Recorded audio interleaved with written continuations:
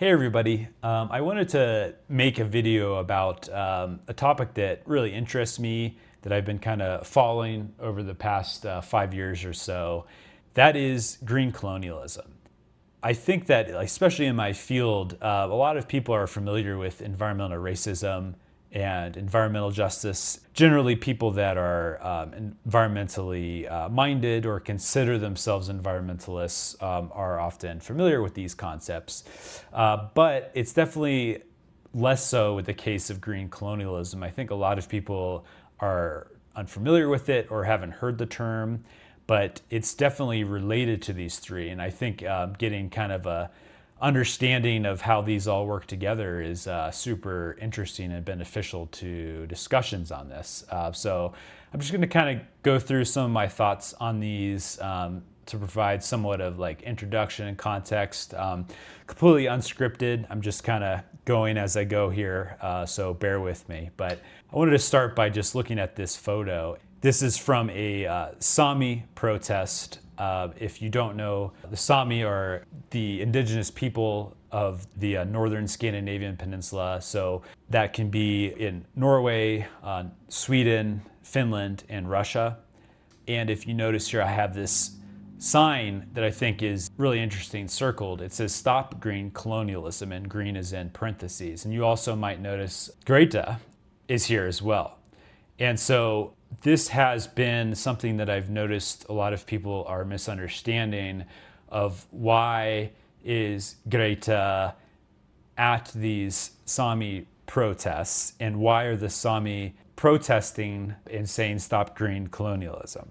And so let's try to get into that. So here's another photo. This is when Greta was protesting in Oslo, the capital of Norway, with the Sami protesters. And here's a news article of that protest. This, I'd say, divided opinions among environmentalists and people that are in the field of public administration. Many people did not understand why Greta was here, or they basically said she switched sides and no longer was an environmentalist because she was protesting a wind farm. I just want to point out that Greta has not spearheaded any of these protests. This is a Sami-led initiative that's been ongoing for a very long time now. And Ella Maria is one of the most well-known activists. She is a singer. And one of the organizations that leads a lot of these is the Nature and Youth organization, which is Norway's largest youth environmentalist organization. So what we're dealing with is not a case of minority, marginalized, or indigenous rights versus environmentalism. And this is something that I feel a lot of people don't understand and get wrong, including courts. The Norwegian Supreme Court even got this wrong, in my opinion, because this is not what's happening. It's not that versus that. In this context, minority, marginalized, or indigenous rights is environmentalism. And so two ways we can kind of evaluate that and think more about it is to ask, who is the definer of environmentalism? And then think about the idea that the promise of green energy can mask environmental racism. It gets back to that sign. That is why green here is in parentheses. In order to examine green colonialism in this discussion video, I'm going to break down our discussion into two parts. So first, we're going to take a look at the green part of this sign. And then the second half of the video, we're going to hit on the colonialism part. To begin kind of thinking about this, I think a great place to start is Robert Bullard's essay from 1993, The Anatomy of Environmental Racism and the Environmental Justice Movement. This isn't overly complicated or technical. It's actually a really easy to understand kind of paper. And that's why it's so well known. It's fine if you don't know it, but this is kind of where a lot of the ideas of environmental racism comes from. Just to kind of give the examples that Bullard gives to illustrate what environmental racism looks like, we're just going to think about a minority community or indigenous land, and then we're going to put a chemical factory on that land. And it's going to dump a bunch of chemicals, into the river. I think it's, most people would understand that perhaps people that live there or make their livelihoods around there or use that land, or the land is significant to them, will face negative impacts from that chemical plant. It doesn't have to be a chemical plant. It can be a landfill. It can be a toxic waste dump, anything like that. It's clearly a polluting thing. And it's usually, we're talking about industry, but it can just be somehow a polluting industry has manipulated and poisoned the land. A way to start to bring into how green colonialism fits into this, and why green is in parentheses on that sign. This helped me kind of understand it. It's a way you can evaluate many concepts and topics in public administration, is you can substitute examples to see if they still work with examples that you come up with. So for this, let's substitute that landfill with a windmill farm or a solar farm. Instead of the obviously polluting toxic waste dump spewing chemicals everywhere, let's think about a wind farm. So this is much less obvious. It is not clearly polluting things. It is in society seen as something that is green. And to understand kind of this connection, I think about why does this industry and this waste develop? Modern industrialized societies create a ton of goods, and those are just meeting the demands of economic markets. That's producing the corresponding waste. And then industries have to develop then to meet the demand of the waste. And so now you have multiple industries, and what I think of a industrial pipeline, and I do intend the pun there. So you have the energy industry, it could be a coal power plant, plastic goods industry, chemical factory, it's dumping its waste into the river. Auto industry is spewing carbon emissions into the atmosphere through big diesel engines. Waste disposal, you're just putting all that waste, into the earth, have it seep into the land. Now, let's substitute those clearly polluting industries with green energies. So now you have a windmill farm, you have a plastic goods factory that uses an advanced filter to filter out the pollutants before they get into the water system. Instead of that big diesel truck, you have a hybrid electric truck or something. That landfill now has a recycling plant on it, and that recycling plant tries to process some of that waste. But you still have the industrial pipeline. So these are still industries that are meeting demands from an economic market. And just to kind of focus a little bit, let's look at the energy industry. The renewable energy industry is the energy industry's own response to their legacy of polluting and environmentally destructive energy production. And that is still fueled by the market's demand. So it demands energy. What the energy industry produces is energy. That's always going to be the output. It doesn't matter where it's coming from, in the sense that the output is not changing. It's producing, electricity that is in demand. That can either come from something like a coal power plant or from a windmill. This type of economy can be thought of as extractivist. Both of these industries require construction. It requires modification of the earth, and it requires somewhere to put those industries. So the actual development of where that industry is an industrial park. So industrial park could be a big coal power station, or it could be a big windmill farm.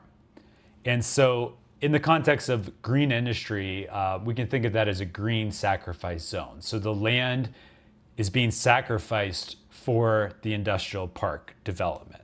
Now let's look at what happens when the industrial park and its corresponding green sacrifice zone is on land that a marginalized minority or indigenous group has rights or links to. And because we've just looked at what a green industry looks like, Now we're going to go on to that second part of the sign, and we're going to take a look at colonialism. A way to understand colonialism is it is a relationship of economic exploitation. Here we have a city or a developed area, and then over here, someplace else, we have some land. On this land is a large coal deposit, some raw materials. And this city, we're going to call it a metropole. This is often what it is referred to when talking about colonialism. Metropole just means a place of like organized power. And this metropole demands energy. And this coal deposit can help meet that demand. And in this metropole, they don't really have enough coal to meet their demand for that energy. So they're looking to this other place, this other piece of land, because it has the coal and they want it. This metropole, they have a lot of money. They have organized government. The government has a military. And with this government, they're able to organize a way to extract this coal from this other piece of land. This might fit well into what you expect with traditional colonialism, and especially when we're talking about raw materials. But let's replace the coal with wind. So instead of this place having a coal deposit, this is a very windy place. And if you'll notice, this doesn't change the relationship. You still have a metropole, you still have this piece of land that has something desirable. This piece of land, it has potential to provide this energy that this metropole demands. Once the wind or coal is extracted from the land, this metropole is able to meet that demand, and then they can produce more things. So they might develop like factories in the metropole that can produce more goods. That might create more jobs in the metropole. And then once that's developed, more energy is demanded. And then they'll try to get more efficient at extracting the wind from this land. Now the metropole, it can focus on like developing their society. It can educate people, it can put money into arts, it could put more money into the universities. So it becomes like a desirable place to live. And now that the metropole has started developing, people start to accumulate more wealth and people consume more things. So that further drives up the demand of energy, and in this case from the wind on this piece of land. But this piece of land isn't empty. Another group of people live on it and they use it. The land has significance to them. These people are not considered part of the metropole, they're others. So the metropole does offer what they consider kind of a way out for the people that lived on this land, a way that they can improve their lives, and that is to buy in to the metropole. So the goods developed by the metropole and the goods are developed in the metropole, they're not developed on this piece of land. These people that live in this windy place, they can buy these goods from the metropole. And these goods are only able to be created because it's using the energy that's provided by this windy place. So if the people from the windy land really want a nice product, they have to buy it from the metropole. If they want to get an education, they have to pay for tuition and probably go to school in the metropole. All the while, the ideas and norms coming from the metropole are presented as the correct or civilized way to do things. This continues a cycle of enforcement. And remember, the metropole, they have all the money, they have the organized government, they have the military. What can't be permitted by the metropole is that the control of the windy land can't be given back to the local people. Or you could think of it as the raw materials can't be given back to the people's control. So the coal can't be the windy people's coal. The coal is the metropole's coal. And the wind is the metropole's to use. The windy people, they can't negotiate with like other places to trade the wind for something. The raw materials that the windy people have on their land, they're not free to negotiate or directly control them. So the governments from the metropole, they enforce this relationship of economic exploitation. Traditionally, this was enforced through something like imperialism. But today, we often see more indirect neo-colonial control.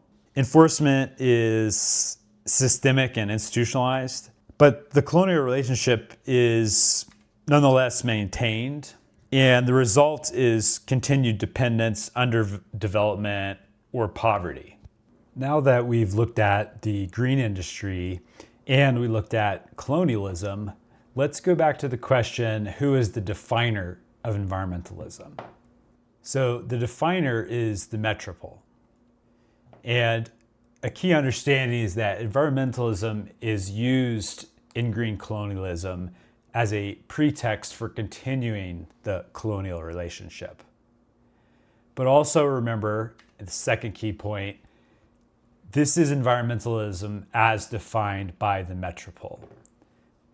You can ask yourself, is the metropole's environmentalism really what environmentalism is? So now going back to this photo, does this sign make any more sense? Do you understand some of the context behind it, and perhaps why this is such a rallying cry for the Sami in this case, but also for many other marginalized indigenous and minority groups around the world? Part 2 will look at some counter-conceptualizations of nature and more specifics of this case in Norway. I do want to point out some caveats. One is that you will often see green colonialism discussed as a relationship between countries, and especially between the global north and the global south. That is one way to look at it, but I definitely want to reiterate that green colonialism does not have to be between different countries. It can happen within the same country. And especially from the perspective of public administration and public policy, most of the policies that we examine are not foreign policies, they're domestic policies.